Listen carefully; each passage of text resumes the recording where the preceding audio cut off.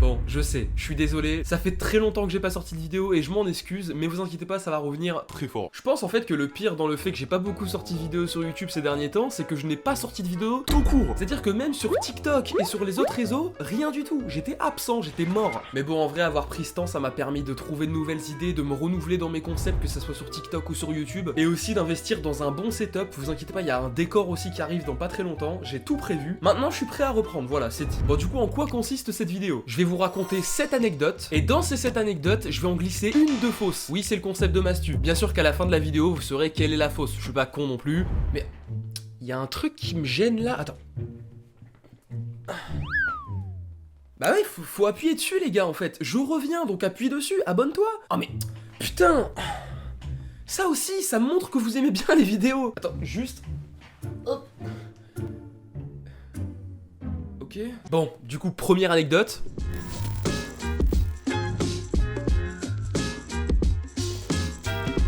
Putain, ça me fait trop bizarre, j'ai vraiment l'impression que là, du coup, il y a des centaines, voire des milliers de personnes qui sont en train d'analyser mon faciès pour savoir quelle est l'anecdote fausse. Je dis ça alors que ça se trouve, ma vidéo va faire 10 vues, mais... Bon, du coup, cette première anecdote se déroule quand j'étais en 6ème, 5ème, enfin au collège quoi. Et au collège, j'avais une petite particularité que les autres n'ont pas, c'est que j'étais beau. Non, c'est pas vrai. Mais j'arrivais à parler à absolument tout le monde. C'est-à-dire que j'avais pas ce problème de timidité avec les autres, etc. Et donc du coup, la plupart du temps, les gens me parlaient tranquillement. Genre, j'étais pas non plus pote avec tout le monde, mais j'arrivais à parler, à caler des petites discussions avec les gens. Et dans cette période-là, j'étais pote avec 2 filles. Non, je suis pas un charreau. Du coup, j'étais pote avec 2 filles du nom de... Non, vous savez quoi, on va pas leur donner de nom. Elles méritent pas. Quel genre malsain. Et ces 2 filles, on était juste potes, genre elles étaient meilleures amies et moi j'étais là, je les faisais rire, tu vois, genre j'étais un peu le clown. Et un jour avec ces 2 filles, on arrive dans un cours de musique et dans ce genre de classe, vous savez, c'est des places de 2. Et du coup, vu qu'on est un espèce de groupe de 3, moi je me retrouve tout seul avec les 2 meufs derrière moi. Du coup, ce qui fait que quand la prof a le dos tourné, moi je me retourne tel furtivement pour parler avec ces 2 personnes. Et en fait, ce jour-là, la prof se retourne pas trop, genre elle est vraiment face à nous, donc je peux pas trop me retourner pour leur parler. Et je sais pas pourquoi, ces 2 filles qui étaient derrière moi décident de me faire des blagues, mais des blagues un peu bizarres. C'est-à-dire qu'en fait, elles se mettent vraiment derrière moi et commencent à lâcher des espèces de mini jouissements. Et du coin de l'œil aussi, je vois qu'elles font des choses assez bizarres derrière moi. Il y a zéro vanne, hein, je vous jure. Et moi, du coup, mort de rire, genre intérieurement, c'est le volcan. Ce qui devait arriver arriva, je rigole un peu trop fort, la prof me snipe littéralement. Hop, quickscope, ça me snipe direct. Et à l'époque, je sais, quand on se faisait punir ou quand on se faisait engueuler, la prof demandait notre carnet. Et du coup, la prof me demande mon carnet. Sauf que moi, je sais que c'est pas de ma faute, je sais que j'ai rien fait. Juste, il y a 2 meufs derrière moi qui sont en mode oh yeah. Genre vraiment. Du coup, ce qui se passe, c'est que vraiment dans la salle, gros blanc, parce que du coup je me fais enculer mes morts. Et moi, la seule chose que j'ai à dire à propos de ça, c'est mais madame, elle se touche aussi derrière moi. Gros blanc dans toute la salle. Et suite à ça, j'ai pris 2 heures de colle. Donc du coup, petit résumé de l'histoire, je me suis fait jouir dessus pendant que j'étais au collège et j'ai pris 2 heures de colle à cause de ça. Elle est bien ma vie. Bon, anecdote suivante.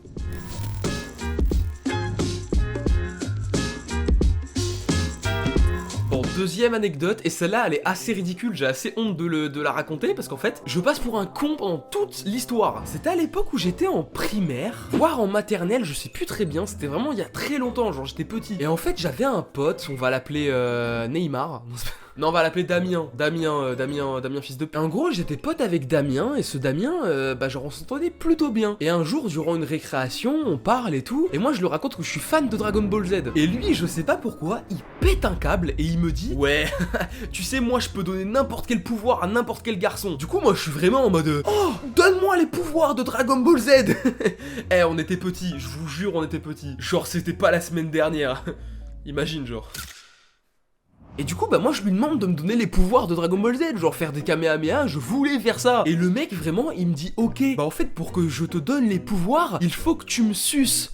Il me dit pour que je te donne les pouvoirs, il faut que tu y penses très fort, tu fasses les gestes parfaitement et tout. Et vraiment, on aurait dit une secte, il m'endoctrine dans le truc. Et moi, comme j'étais vraiment petit, je me dis ok, je vais m'entraîner à faire les gestes parfaitement, je vais y arriver. J'étais con. Et du coup, en fait, le temps passe, etc. Et je m'entraîne, et je vois que ça marche pas en fait. J'arrive pas à faire des kameha, mais ce qui est normal, tu vois, mais j'arrive pas. Et du coup, je vais voir Damien et je lui dis ouais, j'arrive pas à faire, comment ça se passe, tu m'avais dit dit que... Et lui, il me dit, mais non, mais en fait, t'y arrives, c'est juste que les pouvoirs, ils sont invisibles et ils touchent pas les murs et tout, du coup, tu peux pas casser les murs, tu vois. J'étais vraiment con parce que vraiment, je lui ai dit, pendant plusieurs mois, voire je sais pas combien d'années, je pensais que j'avais des pouvoirs invisibles. Je vous jure. Je pense qu'en fait, j'avais vraiment un manque de confiance en moi et j'étais super naïf à cette époque. Comment j'ai pu croire ça? Les gars, dites-moi que je suis pas seul, je vous en supplie.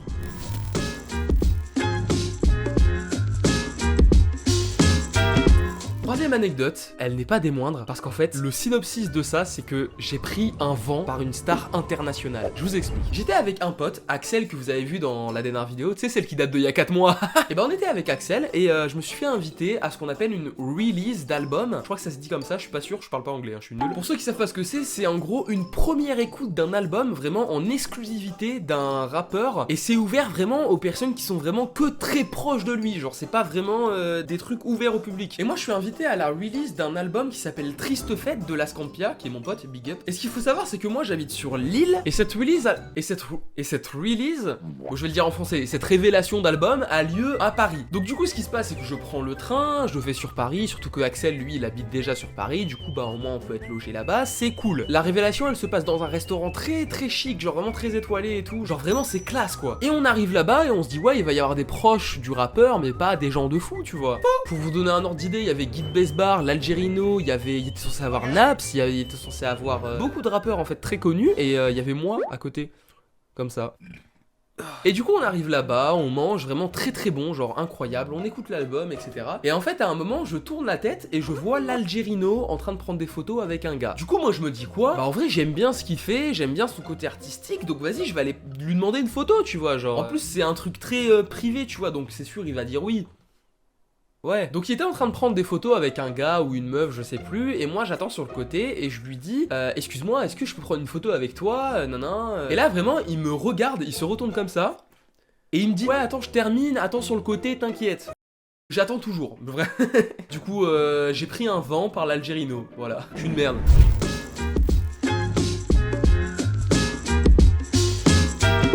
Anecdote, et elle est très récente celle-là parce qu'elle date d'il y a au moins 2-3 semaines. J'ai une pote à moi qui m'a conseillé d'aller voir une voyante parce que elle aimait trop aller voir des voyantes et des choses comme ça. Et personnellement j'y croyais pas trop, mais je me suis dit en vrai pourquoi pas, expérience à vivre, tu vois, d'aller voir une voyante, de voir ce qu'elle me dit sur mon avenir, sur moi, sur des choses comme ça, tu vois. Et du coup j'arrive sur le lieu, c'était vraiment une espèce de salle sombre un peu avec une personne juste assise à une table. Ça faisait giga peur, à tout moment je me suis dit on va me voler mes organes. Mais du coup je m'assois et tout, et la personne en face de moi me parle un peu avec un air un peu comme ça, genre un peu lent, c'est la voix un peu lente. Et moi en vrai, genre j'arrive là-bas, je me dis soit je vais être en mode troll, c'est-à-dire je vais essayer de démanteler une arnaque, ou soit je vais être full premier degré et je vais faire des trucs sympas, tu vois. Et je suis plus parti vers la deuxième option parce que je me suis dit en vrai j'ai payé, on va essayer de faire un truc sympa. Et je vous jure, première question que je pose à la voyante, je lui demande est-ce que elle peut voir dans mon avenir, parce que bah c'est le truc cliché un peu, dis-moi quel est mon avenir, tu vois. Et là la voyante elle touche une espèce de pierre, un truc devant elle me dit je vois rien. Je lui dis comment ça tu vois rien, j'existe pas, rassure-moi, vite. Et elle me dit bah non je vois rien, j'arrive pas à voir. Et généralement quand ça arrive à quelqu'un c'est signe de mauvais présage, genre en mode je suis mort. Du coup vraiment j'ai peur, je panique, tu sais, genre en mode j'attends à ce que la personne rigole, tu sais, elle me dit ah non c'est bon on va commencer la voyante, je vois que tu vas devenir millionnaire. Non, vraiment elle est premier degré, elle voit rien. Bah voilà les gars, donc ça se trouve j'ai pas d'avenir, mais abonnez-vous quand même hein. Sixième et avant-dernière anecdote.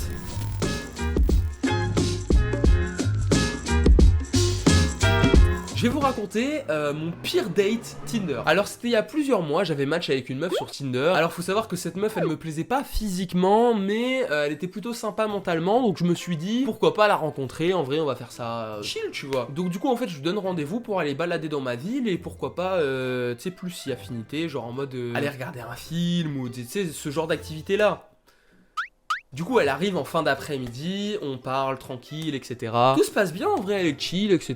Donc du coup bah je lui propose d'aller regarder un film chez moi, de mettre une ambiance, de faire à manger, tu sais, tranquille. On lance un film, moi je prépare à manger, tu vois, elle cherche le film, tu vois, c'est donnant-donnant un peu. Ce qui se passe c'est que du coup on mange et ensuite cette personne elle se sent pas bien. Genre elle est vraiment malade, genre elle transpire, etc. Genre elle se sent vraiment pas bien, tu vois. Et je me dis ah Ouais, et elle commence à me dire ouais, je vais appeler un de mes potes, il va venir me chercher parce que là je me sens pas bien et tout, je m'excuse, nan, je sais pas quoi, vraiment. Du coup bah je lui dis ok, mais après tu sais t'es là, juste dormir et partir demain matin, ou genre parce qu'il était vraiment tard, il était vraiment 2-3 heures du mat, tu vois. Et du coup vraiment je vois, elle se sent vraiment pas bien, elle fait que de faire des allers-retours aux toilettes, etc. Je lui dis bon ok en vrai rentre chez toi, j'ai pas envie que tu vomis sur mon PC, tu vois, c'est pas ouf. Du coup bah son pote vient la chercher, elle rentre, fini. Plus jamais de nouvelles, vraiment. Vous allez me dire c'est classique, mais genre moi ça m'était jamais vraiment arrivé d'avoir plus de nouvelles de quelqu'un après juste l'avoir rencontré. Genre moi j'ai toujours rencontré des gens et ça s'est super bien passé. Et là ça m'a un peu trauma. J'étais peut-être nul. Nul Germain. Nul. Sale nul. Nul. Septième et dernière anecdote. C'est une anecdote où je vais un peu flex. Je vous avoue vraiment, elle est assez courte mais c'est un peu flex, tu vois.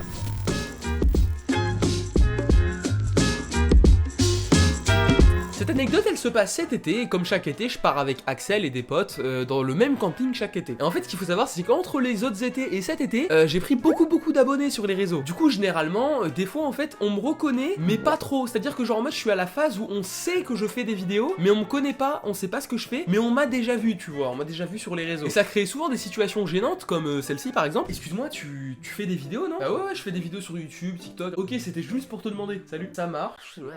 Vraiment ça crée des situations où les gens me demandent juste si c'est moi et puis ils s'en battent les couilles, genre vraiment je suis pas intéressant. Et du coup ce qui s'est passé cet été c'est que j'étais au bord de la piscine, j'étais vraiment en train de bronzer, mes potes étaient partis manger une gaufre et moi j'étais vraiment tout seul sur un transat. Et à un moment tu vois je suis comme ça, tu vois vraiment je chill, tu vois, je bronze comme ça, j'ai les yeux fermés, je dors un peu parce que vraiment je suis fatigué, tu sais, voilà, j'ai pas besoin de me justifier surtout non plus. Et à un moment tu vois vraiment je suis comme ça, il y a du soleil qui tape sur ma tête et tout, genre vraiment, bah en fait je vois des ombres qui genre au-dessus de moi, tu vois, genre en mode je me dis putain c'est trop chiant, ils ont ouvert les parasols. Vraiment je me suis dit ça de fou parce que en fait quand ils ouvraient les parasols bah il y avait plus de soleil du coup. Et du coup j'ai le réflexe, bah j'ouvre les yeux et je vois vraiment une mare de gens, des gens tout autour de moi. Pourquoi? Et là ça commence vraiment tout le monde en même temps, ouais t'es le TikToker et tout, non je sais pas quoi, bah oui, donnez-moi tous de la thune. Non du coup je leur dis bah oui je fais des vidéos sur TikTok et tout. Et vraiment il y a une grosse partie de ces gens là qui vraiment ont la même réaction que tout à l'heure, tu vois, ils font ah ok et ils s'en vont. Et il y a une petite partie qui vraiment sont là, me parlent, posent des questions et tout. Et à la fin il y en a un d'entre eux, il me demande une photo. Et pour vous c'est peut-être normal d'entendre des gens dire ça, tu vois, mais pour moi c'était ma première fois qu'on me demandait une photo et genre vraiment ça m'a touché de fou, genre parce que je me suis dit putain le mec il s'intéresse à moi et tout, il me pose des questions et en plus il me demande une photo pour garder un souvenir, tu vois, genre ça m'a fait vraiment plaisir, genre tu vois, tant d'années de travail pour une photo, c'était incroyable. Bref, du coup voilà, je vous ai raconté les 7 anecdotes, vous les avez normalement tous sous les yeux et du coup je vous laisse quelques secondes pour trouver quelle est l'anecdote fausse. Du coup l'anecdote fausse était du coup celle de la voyante. Je suis sûr que je vous ai eu, genre vraiment je suis sûr que j'en ai eu plus que un. Dites-moi en commentaire si vous l'aviez trouvé, genre vraiment ça m'intéresse de fou savoir si je suis un bon menteur et tout. Comme ça je pourrais faire masse vidéo comme ça et que faire des mensonges et tout et rapporter un max de thunes. Je suis pas monétisé? Ouais peut-être, je suis pas monétisé, je gagne pas d'argent. Mais bon du coup ouais, dites-moi en commentaire si vous avez apprécié la vidéo, si vous avez bien aimé et tout, donnez-moi des conseils, s'il y en a qui veulent donner des conseils, ça me ferait toujours super plaisir. N'hésitez pas à vous abonner, hein, il y a une vidéo par semaine, voire 2 vidéos par semaine qui vont arriver, donc du coup bah voilà, si vous avez apprécié, n'hésitez pas. Bref, sur ce je vous dis à la semaine prochaine ou à dans quelques jours, ça dépend.